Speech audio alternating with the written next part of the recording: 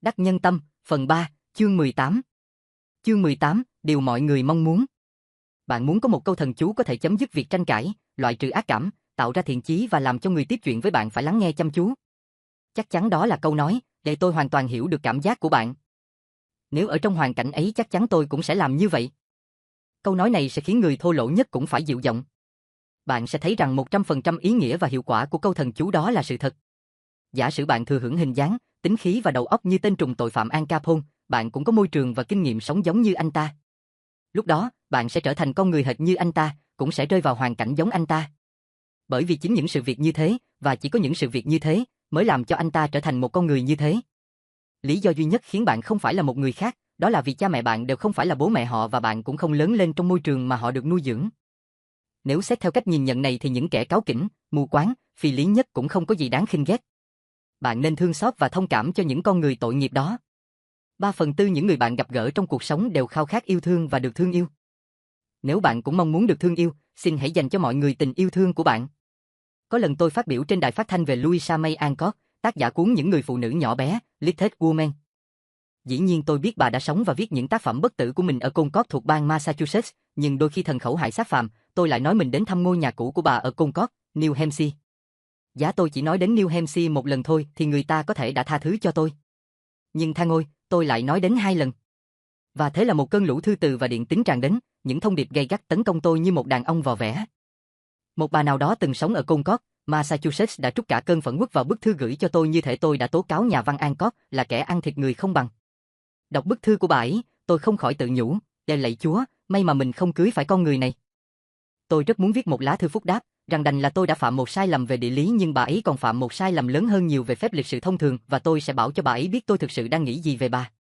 Nhưng sau khi suy nghĩ, tôi đã không làm thế. Bởi vì tôi biết mọi kẻ ngốc nóng đầu đều có thể làm thế, mà tôi không muốn trở thành một tên ngốc như vậy. Hơn nữa, tôi thầm nhủ, đi giả như mình là bà ấy, chắc hẳn mình cũng sẽ phản ứng hệt như thế.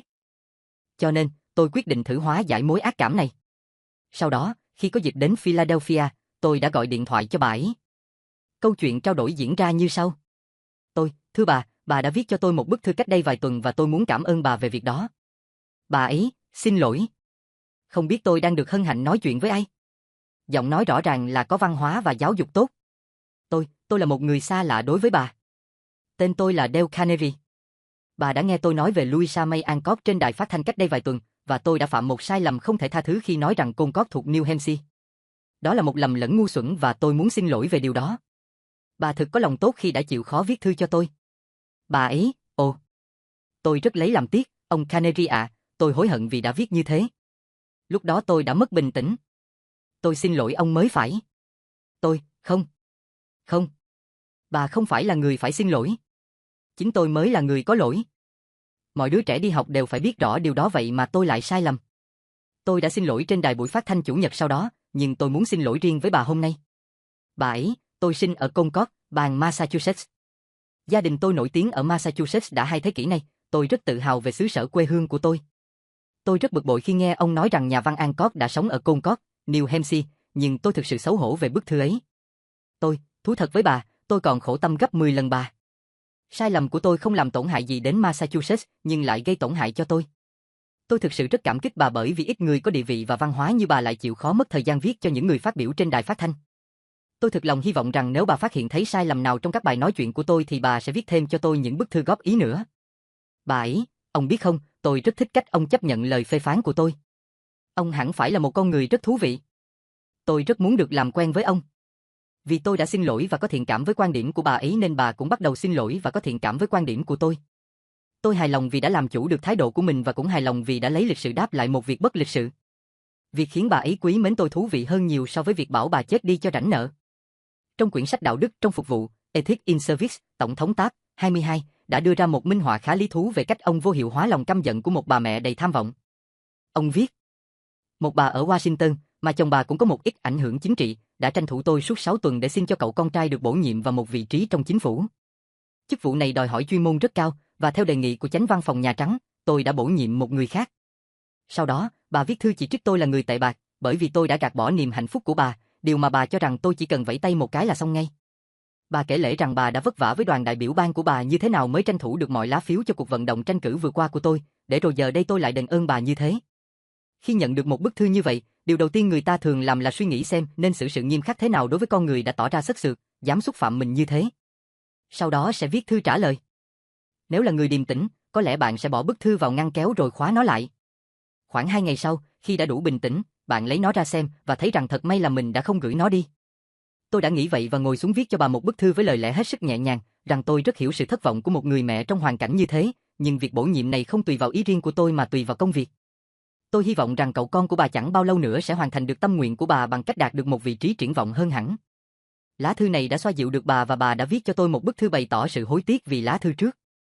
Thế nhưng, việc bổ nhiệm này chưa được xác nhận ngay nên sau một thời gian ngắn, tôi nhận được một bức thư đứng tên của chồng bà, mặc dầu nét chữ vẫn hệt như các bức thư trước, báo tin rằng do thần kinh suy kiệt vì thất vọng, bà đã ngã bệnh và chứng đau dạ dày đã trở nên nghiêm trọng. Phải chăng tôi có trách nhiệm làm cho bà khỏe mạnh lại bằng cách rút tên của người đã được bổ nhiệm để thay vào bằng tên của con bà? Thế là tôi lại viết một bức thư khác, gửi cho người chồng nói rằng tôi hy vọng việc chẩn đoán ấy không chính xác, tôi thông cảm với nỗi buồn của ông về bệnh tật nghiêm trọng của vợ ông, nhưng tôi không thể nào rút lại tên người đã được bổ nhiệm. Rồi việc bổ nhiệm được xác nhận 2 ngày sau đó, chúng tôi tổ chức một buổi nhạc kịch tại Nhà Trắng.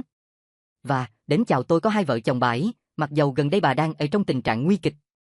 Jay Mangum là đại diện một công ty lắp đặt thang máy ở Tulsa, Oklahoma. Công ty này có hợp đồng bảo trì thang máy tại một trong những khách sạn hàng đầu ở Tulsa. Việc bảo trì phải mất ít nhất 8 giờ và cần có thợ máy đặc biệt giỏi mới có thể hoàn thành đúng hạn. Nhưng người quản lý khách sạn không muốn khóa thang máy quá 2 giờ vì e rằng sẽ gây khó khăn cho khách. Thay vì cãi lý, Mangum đi tìm người thợ máy giỏi nhất rồi nói với vị quản lý khách sạn như sau. Ông rất kính mến. Tôi biết rằng khách sạn của ông cực kỳ đắt khách, ông rất muốn giảm thời gian khóa thang máy tối thiểu nhằm tạo thuận lợi tối đa cho khách hàng. Tôi hoàn toàn hiểu sự lo ngại của ông. Tất nhiên là chúng tôi cũng muốn phục vụ khách sạn bằng tất cả khả năng của mình. Tuy nhiên, việc khảo sát tình hình cho thấy rằng nếu bây giờ chúng ta không hoàn tất công việc, thang máy của ông sẽ bị hư hại nghiêm trọng hơn.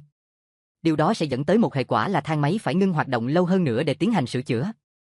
Tôi biết ông không muốn gây phiền hà cho khách của ông trong một thời gian dài như vậy. Đây cũng là điều chúng tôi hoàn toàn không mong muốn. Ông quản lý bắt buộc phải đồng ý với việc khóa thang máy trong 8 giờ còn hơn phải khóa trong nhiều ngày.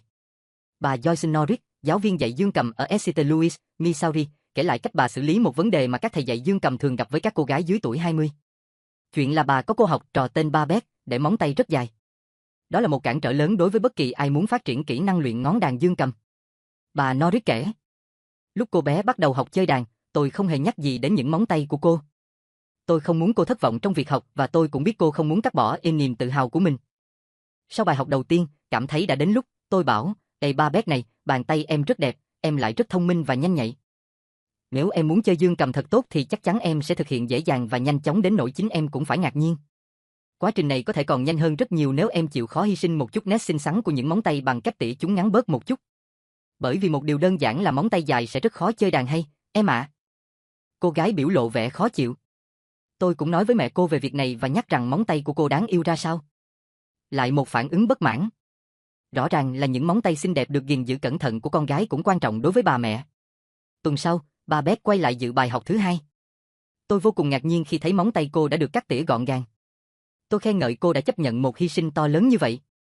Tôi cũng cảm ơn bà mẹ đã giúp động viên bà Beth cắt móng tay. Bà trả lời rằng, tôi chẳng làm gì trong chuyện đó. Bà Beth tự ý quyết định. Đây là lần đầu tiên cháu nó cắt móng tay vì một người lạ. Bà Norris sau cùng đã đạt được sự đồng thuận của cô học trò mà không cần phải đe dọa, chê trách hay dài dòng giảng giải đạo lý. Bà chỉ khẳng định sự hy sinh to lớn của cô vì mục đích lâu dài tốt đẹp. Sự thông cảm, đồng tình của người khác với ước muốn của mình là điều con người khao khát nhất. Nhiều đứa bé thích khoe vết thương hay thậm chí còn tự gây thương tích để được người lớn chú ý và bày tỏ tình thương. Người lớn thì thường kể lể về những tai nạn, bệnh tật của mình, nhất là những chi tiết về các vụ mổ xẻ, đôi lúc còn thêm thắt, cốt là để được người khác quan tâm chú ý, thương cảm, hay thậm chí chỉ là thương hại. Đừng để một ai chẳng nhận được gì sau khi rời bạn mặc dù bạn biết rằng có thể bạn sẽ không bao giờ gặp lại họ. Đôi khi chỉ một ánh mắt thiện cảm dành cho người khác cũng là một món quà lớn lao trong đời. Ngạn ngữ Pháp. Chỉ cần một cái ôm thật chặt, một sự im lặng cảm thông, một cái chạm tay thân thiện, một đôi tai biết lắng nghe là bạn có thể chia sẻ với tất cả mọi người. Điều đáng quý nhất trong cuộc đời của mỗi người chính là những nghĩa cử tốt đẹp đối với người khác, những nghĩa cử nhỏ bé, không tên mà chính người đó đã quên đi. Lòng tốt, sự quan tâm chia sẻ, đồng cảm là ngôn ngữ đặc biệt mà bất cứ ai cũng có thể cảm nhận được. 3/4 những người chúng ta gặp ngày mai luôn gây đói khát để sự đồng cảm và chia sẻ. Hãy cho họ điều đó và họ sẽ yêu mến bạn. Dale Carnegie. Nguyên tắc 18, đồng cảm với mong muốn của người khác.